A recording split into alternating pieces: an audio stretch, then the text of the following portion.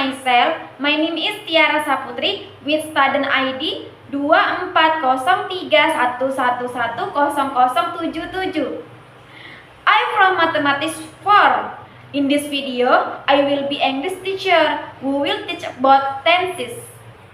Nah, di sini memang akan mengajarkan tentang tenses.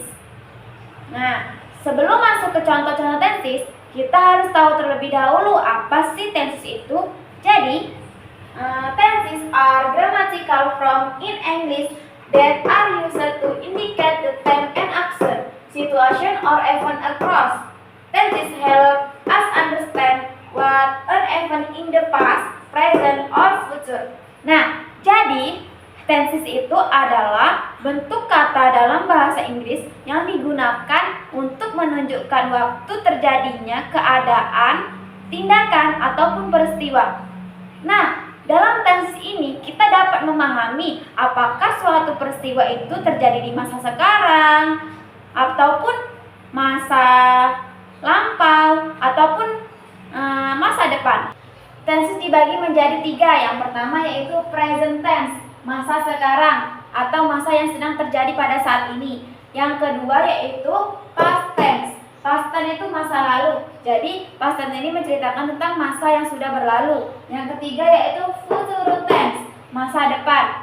Nah, dalam yang contoh yang ketiga ini menceritakan tentang masa depan atau masa yang akan datang. Nah, sekarang kita masuk ke contoh yang pertama yaitu simple present tense. Apa sih simple present tense itu? Jadi simple present tense itu adalah bentuk waktu dalam bahasa Inggris yang digunakan untuk menyatakan kejadian yang terjadi secara teratur, rutin, dan kebiasaan yang sudah terjadi setiap hari. Nah, yang rumusnya yaitu yang pertama yang positif, subjek ditambah verb one ditambah s atau s ditambah objek.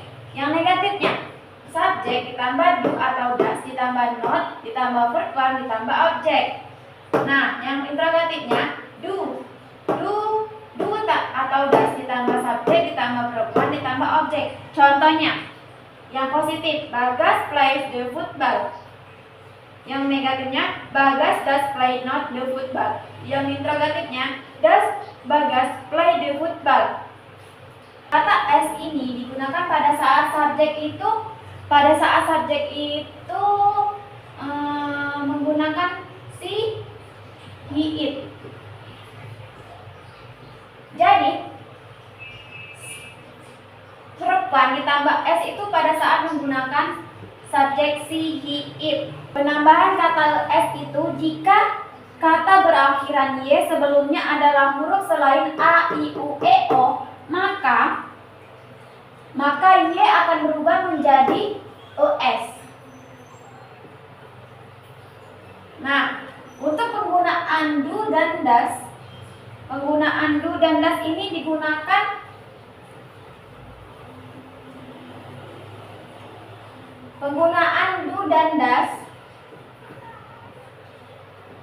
kalau penggunaan do ini digunakan untuk subjek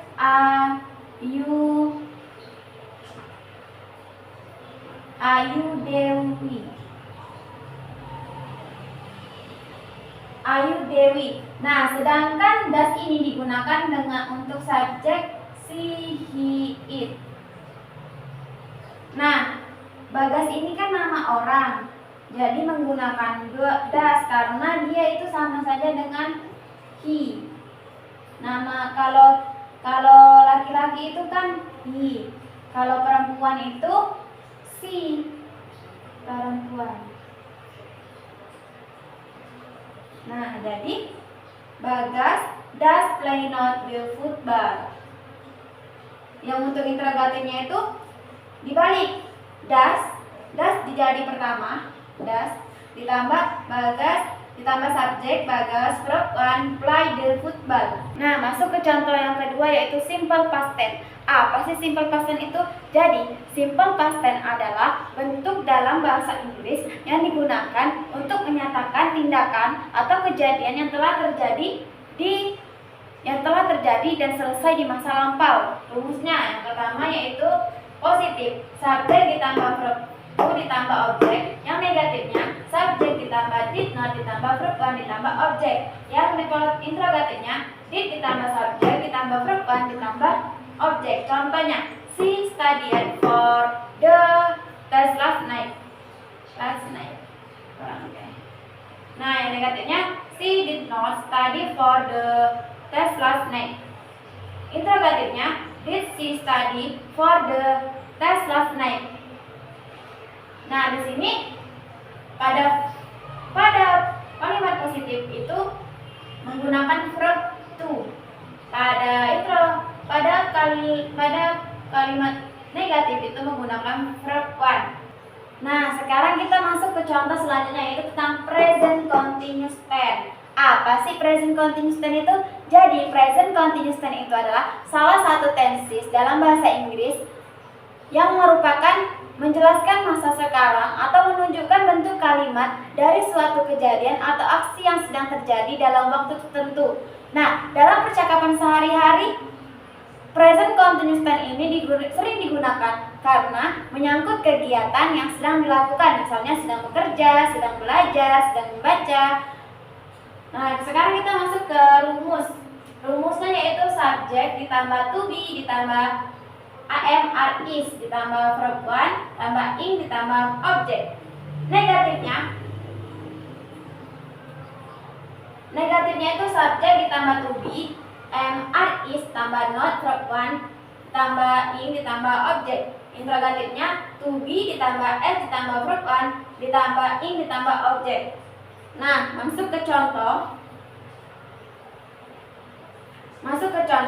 Bagas is sleeping now. Negatifnya Bagas is not sleeping now. Interrogatifnya is Bagas sleeping now. Nah, kapan sih penggunaan kata am, are, is, to be ini digunakan?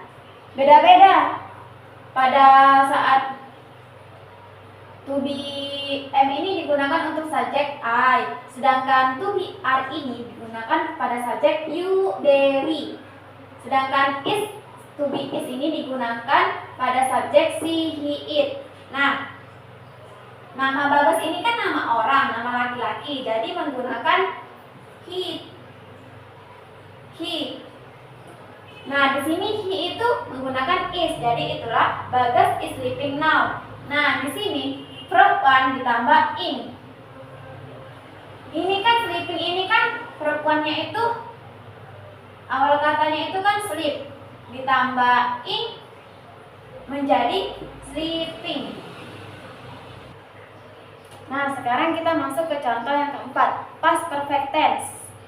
Past perfect tense adalah bentuk kata bahasa yang digunakan untuk menunjukkan bahwa satu tindakan atau peristiwa telah selesai sebelum tindakan atau peristiwa telah selesai sebelum tindakan lain atau waktu tertentu di masa lampau. Rumusnya yaitu yang positif subjek ditambah head ditambah verb 3. Negatifnya subjek ditambah head ditambah not ditambah verb 3. Interrogatifnya head ditambah subjek ditambah verb 3. Contohnya, yang positif, I had finished my homework before my friends arrived. Negatifnya, I had not finished my homework before my friends arrived. Interrogatifnya, had I finished my homework before my friends arrived. Nah, penggunaan ini, had ini digunakan untuk semua subjek. I, you, they, we, she, he, it. Jadi past perfect tense ini merupakan tense yang membahas tentang suatu tindakan atau peristiwa telah selesai sebelum tindakan, atau juga peristiwa telah selesai sebelum tindakan lain, atau juga waktu tertentu di masa lampau. Nah, sekarang kita masuk ke contoh yang nomor 5, yaitu past perfect continuous tense. Apa sih past perfect continuous tense? Jadi, past perfect continuous tense itu adalah bentuk tenses dalam bahasa Inggris yang digunakan untuk menunjukkan suatu tindakan atau kejadian yang sudah berlangsung selama periode tertentu di masa lampau sebelum tindakan lain terjadi. Rumusnya yaitu subjek ditambah head ditambah been ditambah verb one ing. Negatifnya subjek ditambah head ditambah not ditambah been ditambah head ditambah verb one ing. Interrogatifnya had ditambah subjek ditambah been ditambah verb one ing. Contohnya positif, she had been reading for 2 hours when I called her. Negatifnya, she had been reading for 2 hours when I called her. Interrogatifnya, had she been reading for 2 hours when I called her. Jangan lupa tanda interrogatifnya. Sekian video pembelajaran dari saya. Mohon maaf apabila masih banyak kurangnya. Wassalamualaikum warahmatullahi wabarakatuh. Thank you for watching.